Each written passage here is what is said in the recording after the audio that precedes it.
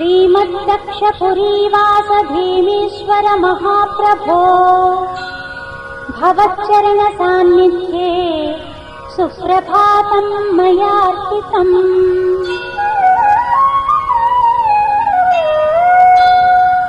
उत्तिष्ठोत्तिष्ठ भीमेश उत्तिष्ठ वृषवाहन उत्तिष्ठ शिवगौरीश त्रैलोक्यं मङ्गलं कुरु।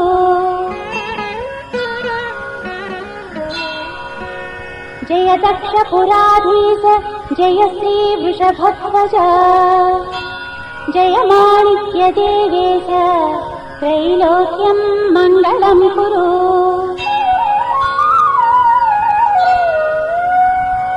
मातः समस्त जगतां सुखदान दक्षे भीमेश वामनिलये श्रितपारिजाते सर्वाणि दक्षपुरनित्यनिवासरीक्षे भीमेश देवदैते तव सुप्रभातम्।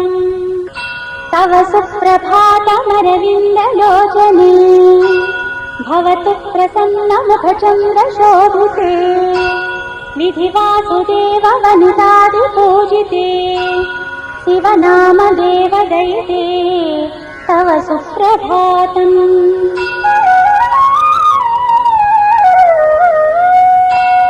सर्वाणि तस्मितलसन्मुखचन्द्रबिम्बे बिम्बाधरोष्ठि परिपूर्णकृपावलम्बे कादम्बिकावतनिवासिनि लोकमान्ये भीमेश देवदैते तव सुप्रभातम्।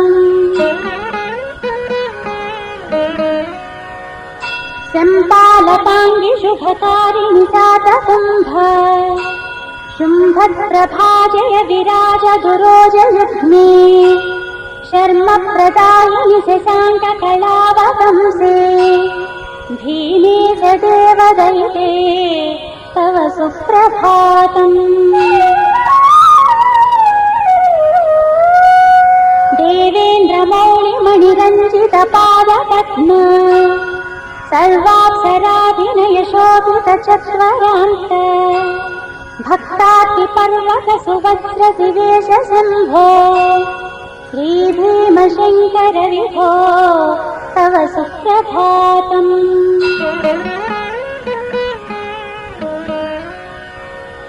श्रीभीमनाथ करुणाकर दीनबन्धो श्रीशादिदेव गणपालित लोकबन्धो श्रीपार्वती वदन पङ्कज पद्मबन्धो श्रीभीमशङ्कर विभो तव सुप्रभातम्।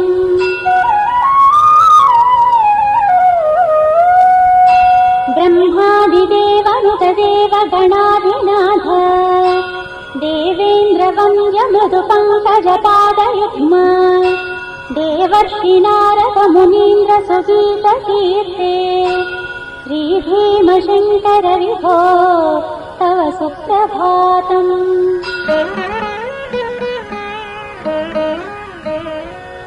क्षीरादिदिव्यमणियुक्तकिरीटहार केयूरकुण्डललसत्कवचाभिराम भक्तार्चितप्रणववाच निजस्वरूप श्रीभीमशङ्कर विभो तव सुप्रभातम्। श्रीदक्षवाटपुरसंस्थितदिव्यलिङ्ग त्रैलिङ्गलिङ्ग त्रिगुणात्मकशक्तियुक्त वन्दारुवृन्दनुत वेदवने विहार श्रीभीमशङ्कर विभो तव सुप्रभातम्।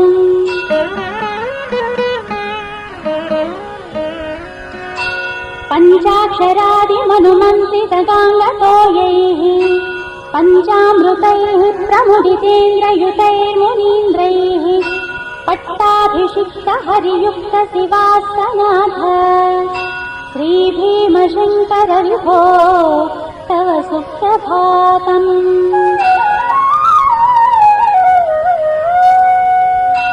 कैलासनाथ कलिदोष महान्त सूर्य कञ्जासनादिसुरवन्दितपादपद्म वेश्या प्रनृत्य परितुष्टमनोऽम्बुजात श्रीभीमशङ्कर विभो तव सुप्रभातम्।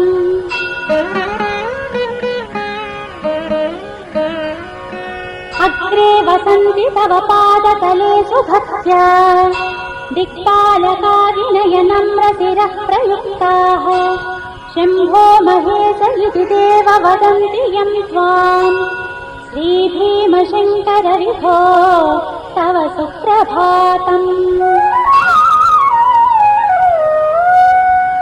लिङ्गाकृते निखिलजीवगणात्मलिङ्ग गङ्गाधर प्रमथसेवित दिव्यपाद भोगीन्द्रहार परिरक्षित साधुलोक श्रीभीमशङ्कर विभो तव सुप्रभातम्।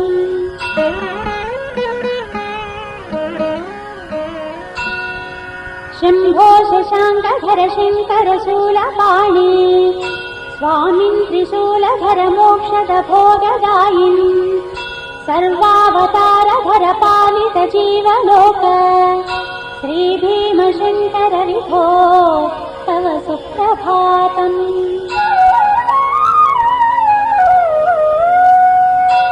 श्रीभीमनाद हर दिव्यतलाधिवास श्रीपार्वती हृदय पङ्कज भृङ्गरूप श्रीनीलकण्ठ पर सर्व उमेश शम्भो श्रीभीमशङ्कर विभो तव सुप्रभातम्।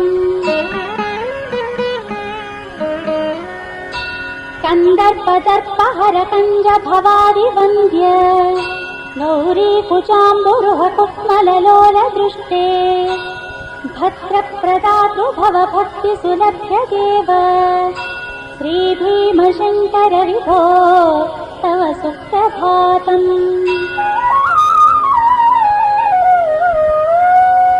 भस्म प्रलिप्त शुभदायक दिव्यमूर्ते भस्मासुरादिफलमर्दन कम्ररूप गौरी विनिर्मित सुभक्ष्य सुभोज्य भोजिन् श्रीभीमशङ्कर विभो तव सुप्रभातम्।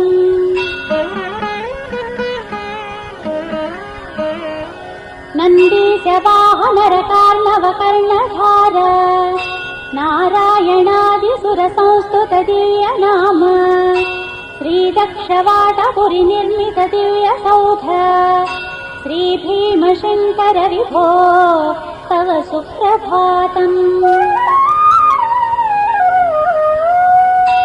श्रीमङ्कणादिमुनिभावित दिव्यदेह त्रय्यन्तवेद्य त्रिपुरान्तक श्रीत्रिनेत्र ज्ञानार्थदान परिनिष्ठित दिव्यचित्त श्रीभीमशङ्कर विभो तव सुप्रभातम्।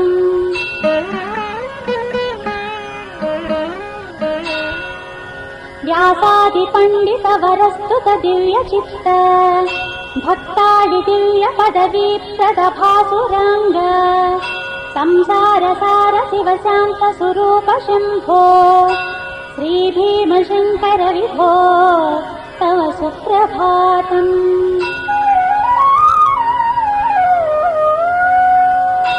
उन्मील्य नेत्रयुगलं द्विजवृन्दमासु पञ्चाक्षरी जपसुनिष्ठित दिव्यचित्तम् आयाति ते पदसरोजतुलस्तु नित्यम् श्रीभीमशङ्कर विभो तव सुप्रभातम्।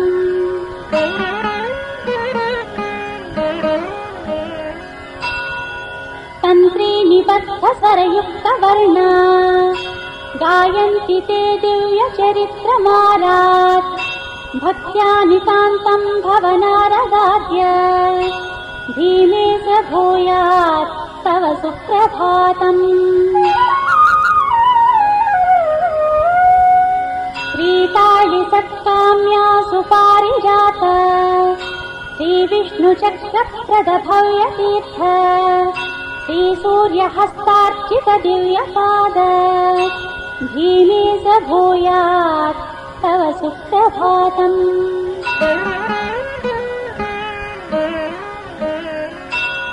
श्रीबिल्वपत्रार्चितपादपद्म श्रीविष्णुहृत्तामरसाभिरम्य नागेन्द्रभूषा प्रियनागवन्द्य धीमेश भूयात् तव सुप्रभातम्। श्रीसप्तगोदावरहेमपद्मैः सम्पूजितुं त्वां सुनितान्तभक्त्या आयान्ति भक्ताश्च सुदूरदेशात् धीमेश भूयात् तव सुप्रभातम्।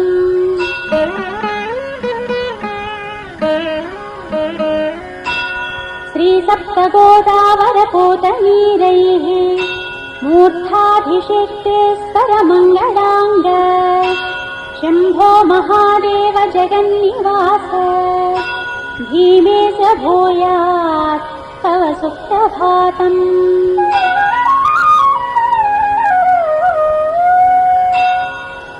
इत्थं वृषध्वज विभोरिह सुप्रभातम्। ये सज्जनाः प्रतिदिनं पठितुं प्रवृत्ताः तेषां प्रभातसमये शिवभक्तिमाद्यां प्रज्ञां सुमुक्तिपदवीं श्रियमासु दद्यात्।